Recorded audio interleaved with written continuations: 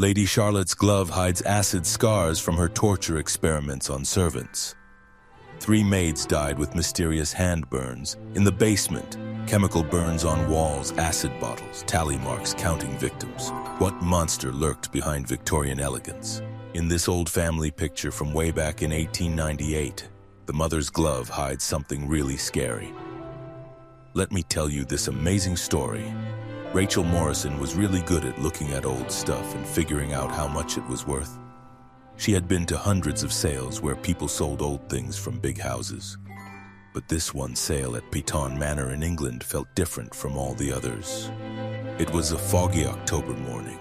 The mist hung around the honey-colored stone walls of this really old house from the 1600s.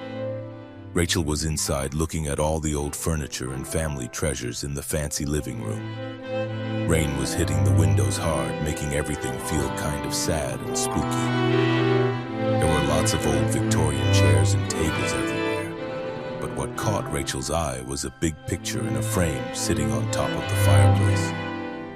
It was an old brownish photo that showed the Piton family all dressed up fancy just like rich people did back in 1898.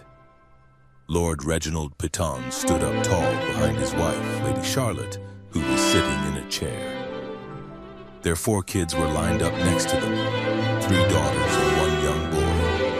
They all looked very proper and stiff like people did in old photos, but something about Lady Charlotte seemed really weird to Rachel. While everyone else in the family looked relaxed, well, as relaxed as you could look in those days, Lady Charlotte sat super straight and stiff. Her left hand was placed right on her lap where everyone could see it, and it was covered by a fancy black lace glove. Her right hand didn't have a glove on it at all. You could see her expensive rings sparkling, but that left hand with the glove seemed like she really wanted people to notice it, which was strange.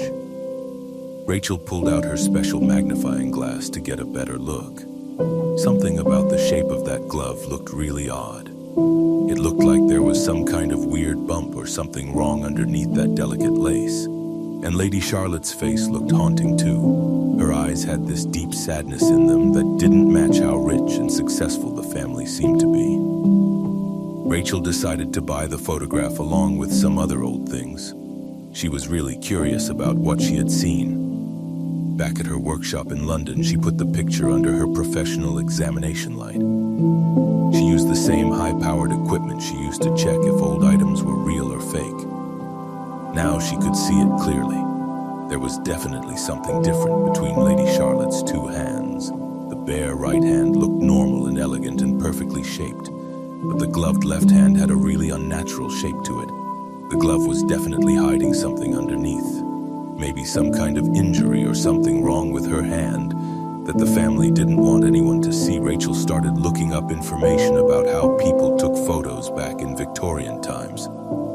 During the 1890s, rich families would hire photographers to take formal portraits. These pictures were carefully planned to make the family look as perfect as possible. If someone had any physical problems, they would hide them or cover them up with smart positioning and clothing.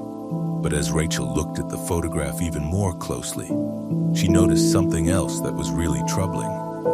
The children's faces might have looked formally calm, but there were small signs that they were upset. The oldest daughter's eyes looked puffy like she had been crying not too long ago. The young son kept looking toward his mother's gloved hand, and he seemed scared. The most disturbing thing was a small dark stain on Lady Charlotte's white dress sleeve, right above the wrist of her gloved hand. The stain looked fresh, like something had recently dripped onto the fabric. Rachel's experience with old historical items told her this might be important evidence of something the family had desperately tried to hide. The next day, Rachel spent her time at the British Library researching the Piton family history. Lord Reginald Piton had been a successful businessman who made cloth. He owned several factories in Manchester. The family had started out middle class but became very wealthy during the time when lots of new machines were being invented. They bought their fancy estate in the Cotswolds in 1885. Lady Charlotte Pemberton née Whitmore had married into the family in 1878. Her background was much more mysterious. She seemed to have no recorded family history before her marriage, which was really unusual for someone marrying into such an important family. Victorian society was usually obsessed with knowing about people's families and social status. The most disturbing discovery came when Rachel looked through old newspaper files. She found a bunch of articles from a local newspaper called the Gloucester Echo. These articles were from between 1896 and 1899, and they reported on a series of unexplained accidents involving house servants at Peaton Manor. 3 different maids had suffered mysterious injuries to their hands and arms that all needed medical treatment. 2 of them had quit their jobs suddenly, saying the working conditions weren't safe. One article from March 1898, just a few months before the family portrait was taken, reported that a young kitchen maid named Mary Fitzgerald had been found unconscious in the manor's kitchen, with severe burns on both hands. The official story was that it was an unfortunate accident with boiling water, but Mary had apparently told the local doctor that her injuries weren't from water at all. Mary Fitzgerald had died 3 weeks later from infection. Her family had been paid an unusually large amount of money to keep quiet about what happened. Rachel was determined to find out the truth. She contacted Dr. James Whitfield, a local historian who specialized in Victorian medical records. His great-grandfather had been the village doctor in the 1890s and had kept detailed notes about his patients. These notes had been saved in the family's collection of papers. Dr. Whitfield met Rachel at a tea shop in Chipping, Camden. He brought a leather-bound journal filled with his ancestors' careful handwriting. "My great-grandfather was very thorough," he explained, opening the journal to entries from 1898. "He wrote down everything, even when families wanted to keep things quiet." The entries about the Peaton household staff were deeply troubling. The doctor had treated multiple servants for what he described as chemical burns of unknown origin. These burns always involved the hands and arms. His notes suggested these were not accidents, but deliberate injuries caused by someone who had access to dangerous chemicals. The most revealing entry was dated September 15, 1898. "Called to Peaton Manor to examine Lady Charlotte's hand. Strange injury beneath her glove. Appears to be self-inflicted burn, possibly from acid or lye. Patient refuses to explain cause, claims accident while gardening. Children present seemed frightened. Advised immediate medical attention, but Lady Charlotte insisted on treating wound herself. Most concerning case I've encountered." Dr. Whitfield looked up seriously. "My great-grandfather believed Lady Charlotte was deliberately injuring herself and others, but he could never prove it. The family's influence prevented any official investigation. The timing of this injury just before their family portrait suggests she was trying to hide evidence of her actions." Rachel's research took her to the records of Peaton Industries, the family's cloth-making business. In the company files housed at the Manchester Industrial Heritage Centre, she discovered that Lord Reginald's factories had been experimenting with new chemical processes for fabric dyeing and treatment in the 1890s. Among the business letters, she found bills for large quantities of sulfuric acid, sodium hydroxide, and other dangerous chemicals, delivered directly to Peaton Manor, not the factories. The amounts were far beyond what would be needed for normal household purposes, like cleaning or laundry. A letter from a chemical supplier dated June 1898 raised red flags. "Lord Peaton, we must express concern about the repeated orders for concentrated acids delivered to your private residence. Our liability insurance requires us to inquire about the intended use of these substances, particularly given their dangerous nature when handled improperly."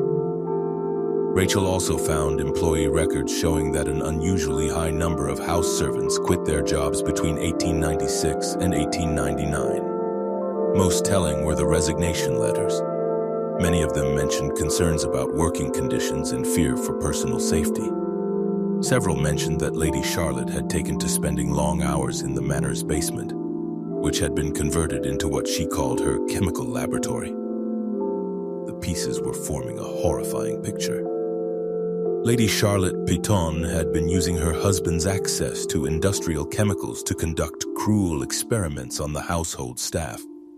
Her own hand injury was either an accident during these activities or a deliberate self-inflicted wound to test her methods.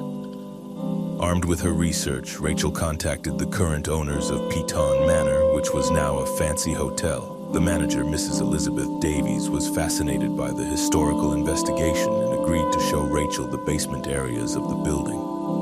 The basement had been updated for hotel use, but original Victorian features remained in what had once been the wine cellar. Mrs. Davies pointed out unusual staining on the stone walls and floor, dark patches that had resisted decades of cleaning attempts. Previous owners mentioned finding strange equipment down here during renovations in the 1960s. Mrs. Davies explained. Glass containers, metal instruments, things that seem more suited to a laboratory than a wine cellar. Everything was thrown away, unfortunately. But Rachel's trained eye spotted something the renovators had missed. Behind a newer wall, she found scratches in the stone that appeared to be initials. CP 1898. Followed by what looked like tally marks, dozens of small scratches grouped in sets of 5. Most chilling was a section of wall where the stones showed evidence of acid damage, creating pockmarks and discoloration. The pattern suggested repeated splashing or deliberate application of corrosive substances. Rachel photographed everything, her hands shaking as she realized she was standing in what had likely been Lady Charlotte's torture chamber. Hidden in a crack between stones, Rachel discovered a small glass bottle that had been overlooked for over a century. Though empty tests would later confirm it had once contained concentrated sulfuric acid, the same chemical that had likely caused the injuries to the household staff and Lady Charlotte's own gloved hand. Rachel's investigation led her to the descendants of the Piton household staff. Through church records and local family history groups, she traced the families of several servants who had worked at the manor during the 1890s. What she discovered painted a picture of systematic abuse that had been covered up by wealth and social influence. Mary Fitzgerald's great-great-granddaughter, Sarah Murphy, still lived in the village.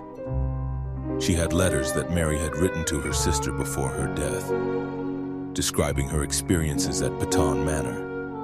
The letters had been kept secret for generations. The family had been too frightened of the Piton name to speak publicly. Aunt Mary wrote that Lady Charlotte would call her to the basement pretending she needed help with cleaning or organizing.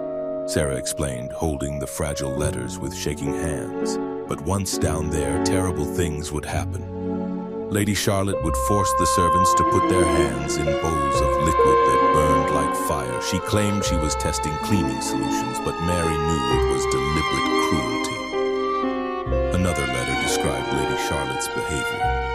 The mistress takes pleasure in our pain. She watches our faces as the burning begins, and I swear I see satisfaction in her eyes. She makes notes in a book about how long we can endure the pain before crying out. Yesterday, she burned herself with the same liquid just to see if she could bear it longer than I could. The final letter, written just days before Mary's death, was the most haunting. I fear I will not survive much longer. The infection from my burns grows worse daily, and Lady Charlotte refuses to allow proper medical treatment. She says the pain is necessary for scientific understanding. I pray someone will one day expose her wickedness. Rachel shared Mary Fitzgerald's letters with Dr. Sarah Chen, a forensic expert who specialized in historical cases. Dr. Chen's analysis of the described injuries and symptoms painted a clear picture of systematic torture disguised as household accidents.